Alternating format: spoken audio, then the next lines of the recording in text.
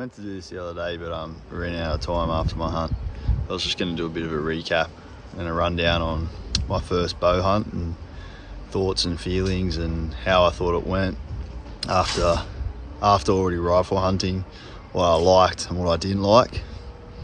So two things that really stood out in the dislike. Let's start with that first.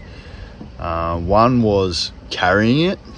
Now, I know a lot of people hang it over their shoulders, but their packs, I do notice, are a little bit shallower. Whereas I've sort of got this ridge on my sort of frame. It's got those aluminium stays in there to act as sort of that frame in your pack, which it didn't quite sit 100% right. I did have it on there at times as I was moving, but it just wasn't comfortable. And also some guys have a longer stabilizer, sort of act as a bit of a leverage point on the front, which may change as well. It might help me carry it there. Moving through the bush with it was also difficult. Obviously trying to not have your bowstring get caught on trees and nick it, and the rest of which may cause damage to it, making sure your sight's sort of out of the way, not getting hooked up on things, sort of lifting it up and over and moving it through things.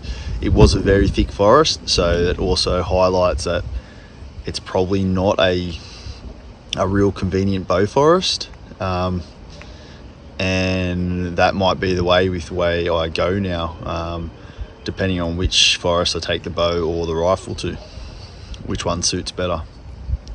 And the other thing is I am using a wrist release finger trigger, which, although I am comfortable with using, and I do like that finger trigger at the moment, it's really annoying to have it there sitting on your wrist the whole time in the way. If you do need to grab things, move it, it is right there. It doesn't sort of move out of the way. You're not really using it to grip or anything, or move or support yourself even as you're climbing up and down. So they were probably the two standouts of me not liking, or what I didn't like with the bow hunt, which could be resolved with possibly transitioning to a thumb release, to adjusting more, having maybe a smaller pack, or finding a way to clip it to my pack but still have it accessible, and three, obviously forest selection when you do use the bow, when I am using the bow.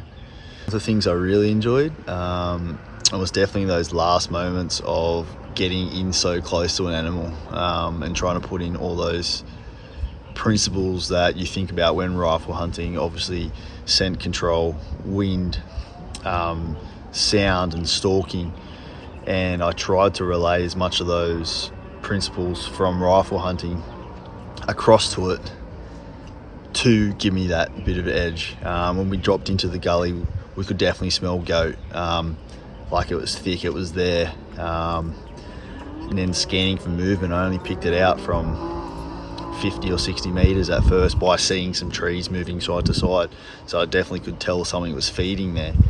And then when we bumped him that first time,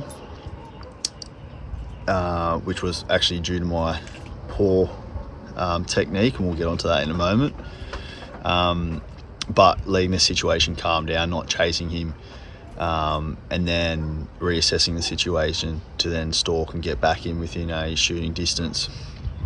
But yeah, when he walked into 5 meters, that was unbelievable. So going back to that first instance, when I was able to draw, there were two things I learned from it.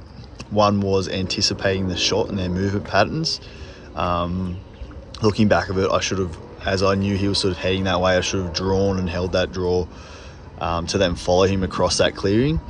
I was sitting there and hoping to not be seen, waiting for an opportunity to draw and not give away my position, opposed to already drawing and just following him across.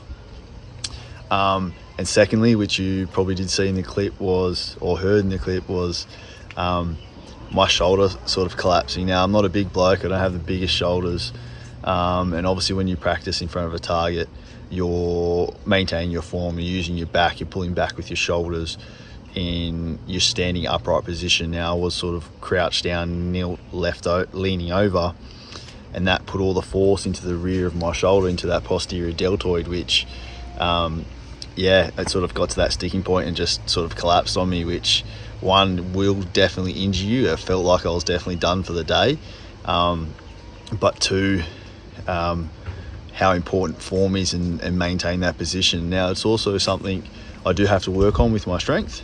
I will keep that in mind, and I'll look at when I am practicing in different positions, which we all have to do as rifle hunters as well. Sometimes you're kneeling, sometimes you're leaning up against a tree, sometimes you're shooting off a rest. So it's not just in that shooting at a target position, which not something I didn't consider, but it definitely slipped my mind to practice in the lead up.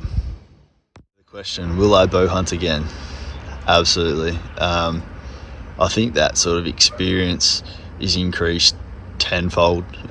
Getting so close to that animal, you're right there in the thick of it. You really need to be on your game.